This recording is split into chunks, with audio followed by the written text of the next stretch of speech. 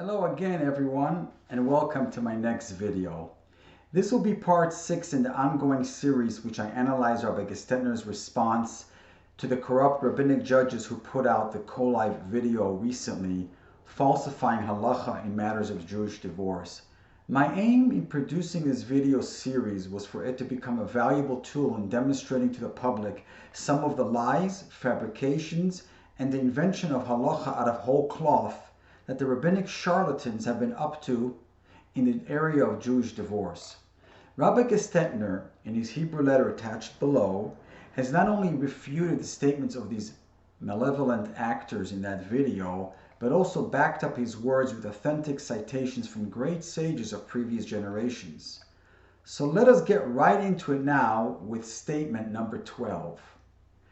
Kahan, the Dayan Sheker, states that you must protest a get refuser, and if you believe he wants to give a get, but he's holding back, then it is a mitzvah to rebuke him even public. Let us hear it now. You have to voice an opposition. How you want to voice it? You should go to your Rebbe. You should go learn Mesilas Yesharim, whatever state you need to learn of how to protest. There's a mitzvah called a chayach techiyat. Make sure no avera happens for when you give Musar, and how to get through to people. And if you don't believe that this person deep down wants to give a get, then don't convince him to give a get. Rabbi Gestetner's response to this is that Kahan the hypocrite talks about the mitzvah in Parshas Kedoshim in Vayikra 19:17 of Hocheach Tochiach Es HaMesecha, the mitzvah of rebuking a fellow Jew. But he himself, the self-proclaimed defender of the ladies, will never rebuke a woman for using the civil courts against her husband, even though it is a grave sin. Instead, he supports public rallies and public shaming of men who are halachically compliant, as seen in paragraph 6 and 23. Through these means, he aims to procure invalid and unkosher gittin, which leads to serious transgressions. Kahan says, make sure there is no sin when rebuking this fellow, as it states in the second part of the pasuk, V'lo tisa olav chet. Yet Kahan's advice goes against the very Rashi of that pasuk, where Rashi says, Lo salben es panav barabim, which is a specific warning against shaming a person in public. So apparently, Kahan disagrees with Rashi himself. Rabbi Gestetner further states that shaming a man is considered clear coercion, which is against halacha, even in cases of chayav legarish, and certainly in the majority of cases of moasalai, where most poskim rule poter legarish, that the man is not obligated to divorce. Even more astonishing is how Kahan seems to invent a new concept, which is if you discern that the husband wants to give a get, then you're allowed to harass him. This ridiculous statement opens up the door for any bully to claim that he has read the husband's mind and can then claim that he believes that the man wants to give a get, taking the law into his own hands. Kahan steals this concept from the Rambam, which is talking about the rare case where you are allowed to force a get, and Kahan applies it to moasalai, where you cannot coerce a get. Well, in the case of moasalai, we don't rule like the Rambam, who's in the minority, and this concept of pressuring him if you know he really wants to give a get only applies to the rare category of koifenosoi and not the majority of cases that we see today. See paragraphs 34 through 36 for all of his sources. You could see it below. Rabbi Gestetner reports that these latest statements from Kahan reveal his total incompetence in halacha, as he seems to invent everything out of his distorted imagination. And now, we move on to statement number 13. At approximately 1 hour and 29 minutes, Kahan does something very interesting in that he quite obviously is speaking here about my divorce case. That is correct.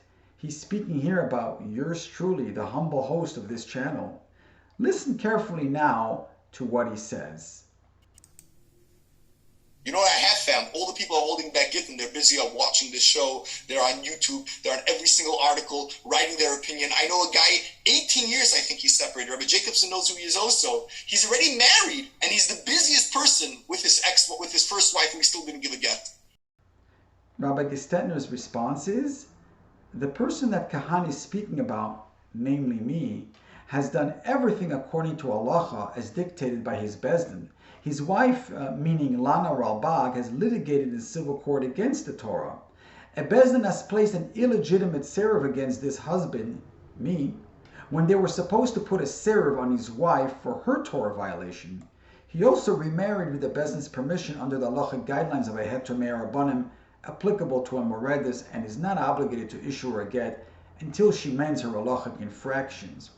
This woman was busy for 17 years besmirching my reputation on the internet and organizing a multitude of protests and rallies, despite the warning from my bezdin to cease and desist, as it will make it even more difficult under the circumstances to receive a kosher get. She ignored the bezdin's warnings and in fact even delayed in the picking up of her own get for 9 years after being notified by the bezdin that a get has been deposited on her behalf. Additionally, she continues to remain obstinate until today and continues to unleash more punishing acts, all the while feigning to be an aguna. There is no greater joke than to see the fake judge Kahan justify this wicked woman's actions, who has done things that are against the Torah, and at the same time vilified a man who has followed halacha and the dictates of his bezdin. Instead of Kahan blaming the woman for her actions and blaming her rabbis for placing a fake and illegitimate seruv against him, he supports her position. And while we are speaking here about my case, let me share with you some statements made by the fraud Jacobson, Kahan's partner in crime. Let us listen to them now. There's no question we should mention, just for fairness, that there are situations where the man wants to give the get and the woman doesn't want to take the get. You know, he's trying to do whatever he can, and there are situations where a woman is doing horrible, horrible things and manipulating her husband, and it becomes a very, very complicated situation.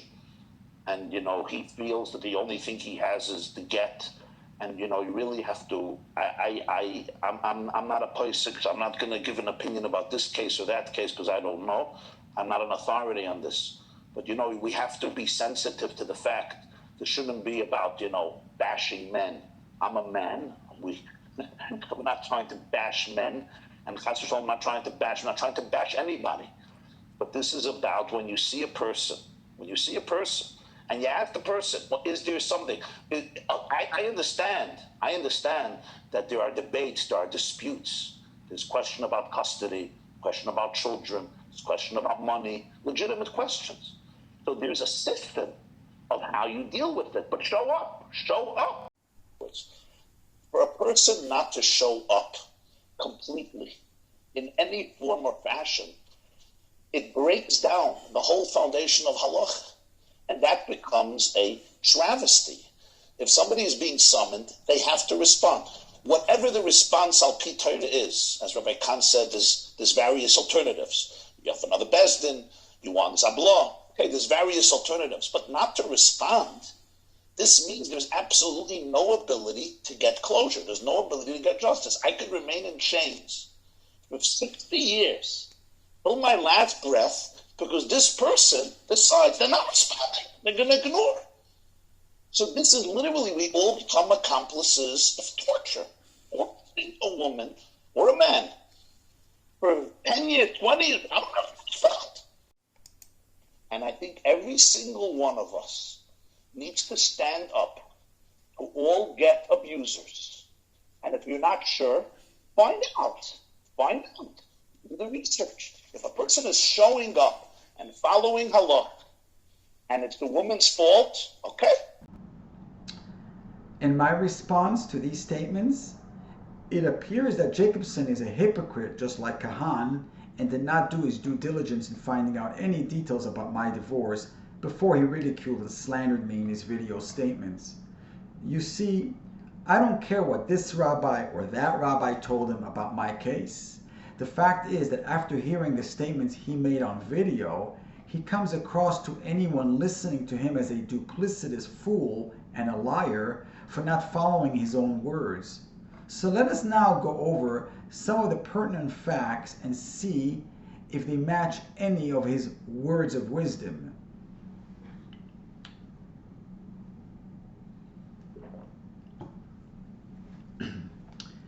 His words again were, number 1, show up to Beis Din. Well, that is exactly what I did when I went to the Beis Din of Moshe Gabioff in Monsey, New York. But did Lonna agree to appear at this Beis Din? No, she refused. But didn't Jacobson say, just show up to Beis Din? Not only that, Lonna was offered 4 Beis Dins, but she declined all of them. You can see below the serif and warning that Rabbi Gabioff sent to her. I will also link below a serif issued against Lonna by Rabbi Rottenberg in her battles with her former husband, Dr. Stephen Presser, because she used the civil courts. But fake rabbis like Jacobson and Kahan, Gershon Bess, Avram Union, Nochem Sauer, Aryeh Ralbag, and Herschel Schechter think it is okay to ignore summonses from Beis Din when it suits their agenda. In fact, Jacobson's dead silence to the multitude of women using civil courts has made it almost like a mitzvah to go to secular court today. Last I heard, the person who goes to Beis Din is following halacha, while the person going to civil court is violating halacha. So in short, I followed Jacobson's words by showing up to Beis Din, and Lonna did not. Number 2, Jacobson says there are situations where a woman is doing horrible, horrible things. How true that is. Lonna wanted to make sure that no Beis Din should ever hear what she has done at home that would endanger the children's welfare, so she ran to court to get a gag order so that I couldn't speak freely in any Beis Din under penalty of going to jail. In fact, you can see Rabbi Gabioff's letter to the judge attempting to save me from going to jail. Lonna dismissed her New York divorce action to avoid her computers from being introduced into evidence. That didn't seem like an odd thing to Jacobson, nor did it bother him. But have you ever heard of a case of a woman wanting a get but cancels her civil divorce? This is some horrible stuff, but I have yet to hear a peep out of Jacobson about any of this. Number 3, Jacobson says, we all become accomplices when we witness a woman or a man being tortured. So let us talk about a man being tortured. Everyone in Lonna's neighborhood remembers her contentious divorce with her former husband, to whom she lost custody of her first son. That whole saga went on for years while we were married. She also alienated his daughters from him and wouldn't even allow him to visit with them. She has also continued to alienate my son as well. That is torture. Contrast that with my first divorce, which was extremely amicable with no litigation ever in civil court, along with a quick delivery of a get. But once again, we have Jacobson, Kahan, Avram Union, Gershon Bess, Nochem Sauer, Herschel Schechter, and Aryeh Ralbag not paying any attention to this important historical detail of our divorce. And the best one of all is number 4. Jacobson says we need to all stand up to all Gett abusers, and if you're not sure, find out and do the research. And if you find out that the man is following halacha and it's the woman's fault, then okay. Research if the man is following halacha. Despite all of her halachic violations, I still deposited a get in 2008, demonstrating good faith and showing that a get is waiting for her once she complies with the Beis Din's instructions that are vital in receiving a kosher get. You can see below a letter from Rabbi Gestetner to Lonna which details her recalcitrance in picking up this get with all sorts of excuses. Initially, she wouldn't pick it up with the excuse that a get from this Beis Din is not kosher. But for the past few years, she appears to have changed her mind and wanted that get, yet she was not willing to follow the Beis Din's instructions.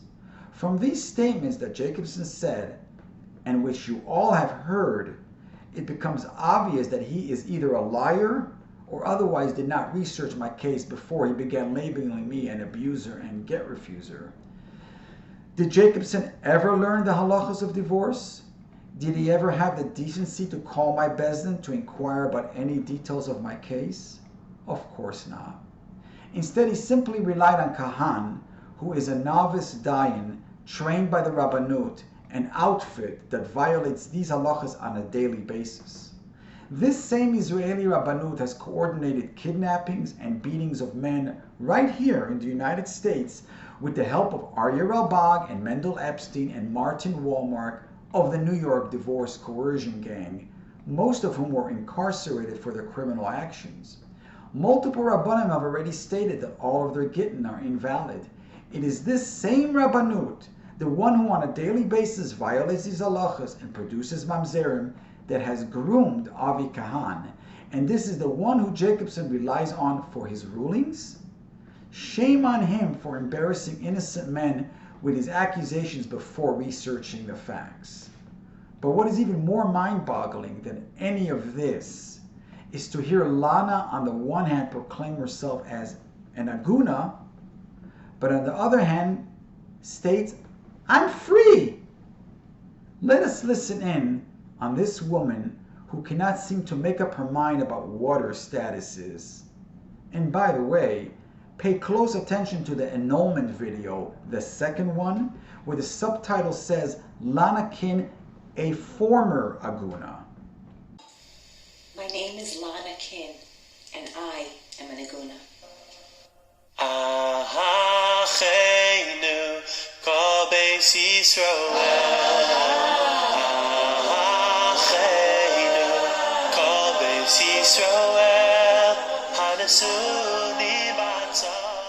I'm suffering tremendously without a get.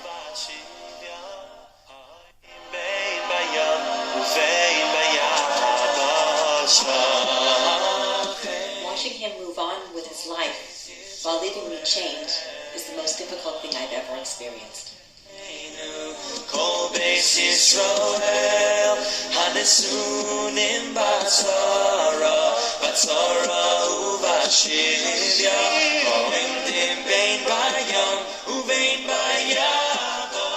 I want to thank all of those who are taking action to convince Mayor to give me a get.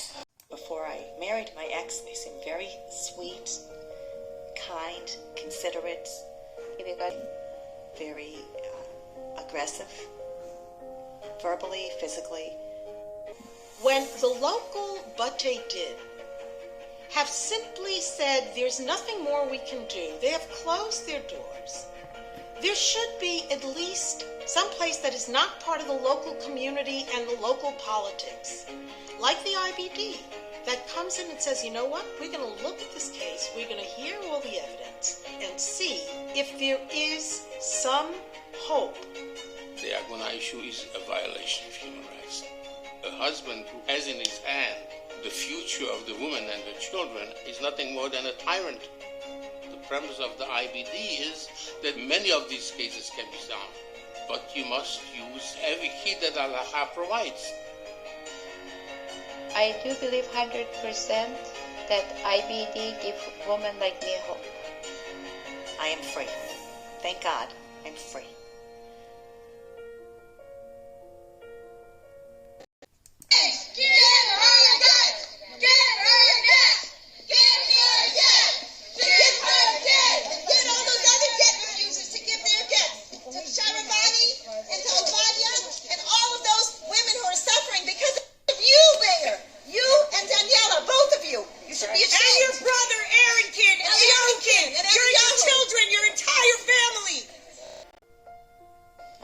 Trapped by my husband. I am free. Thank God, I'm free. So she's not an aguna after all, but instead she is a former aguna? Let us try here to make some sense out of this. If that is at all possible, most importantly, you should know that Lana obtained an annulment from the International Bezin for Agunot, a universally vilified bezin which even the Rabbanut proclaim that they are causing women to sin by issuing them faulty annulments. But that didn't stop her. So we have to wonder, why does a woman who supposedly wants a kosher get go ahead and seek out an unkosher annulment? And after getting one, claims to be free? What is she going to do with it? I will leave that up to your imagination. So there you have it, my friends. We have discovered a fake aguna who's an expert manipulator of the facts. She dismissed her New York divorce to hide nefarious computer activities. She had me gagged by court orders so that no bezin in the world could listen to pertinent facts. Then she asked the California judge for an annulment and not a divorce. She proclaims herself to be an aguna on the one hand, but then she says, I am free and no longer chained.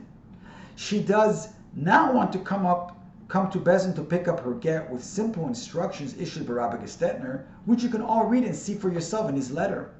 I have only outlined the facts, all of which are verifiable by looking in the description box below. We all know that in matters of halacha, there have always been disputes amongst the sages. For example, there are differences in customs between Ashkenazim and Sephardim. This is part of the fabric that we are made of, a society that for generations has attempted to clarify the laws of the Torah and arrive at a definite halachic ruling. Sometimes the final halacha is universal, and at other times some communities have followed one opinion while the others below follow a different one. But rarely do we see such venom, hatred, violence, harassment, and even criminal activity such as extortion and imprisonment of individuals as we see today in matters of Jewish divorce. So I ask you, my viewers, if you see that Rabbi Gestetner cites valid poskim, and in fact he cites the majority of poskim, to vindicate most men who have been vilified by the fake dayanim of today, then why are these men subjected to horrible atrocities against themselves and their families? I am referring to the public humiliation, expulsion from shuls, and imprisonment that we are witnessing in Israel, along with other forms of extortion such as refusing to bury a relative. I don't have a good enough answer except that instead of the rabbinate, we have the Taliban, and by that I mean the rabbis who ban good people from the community.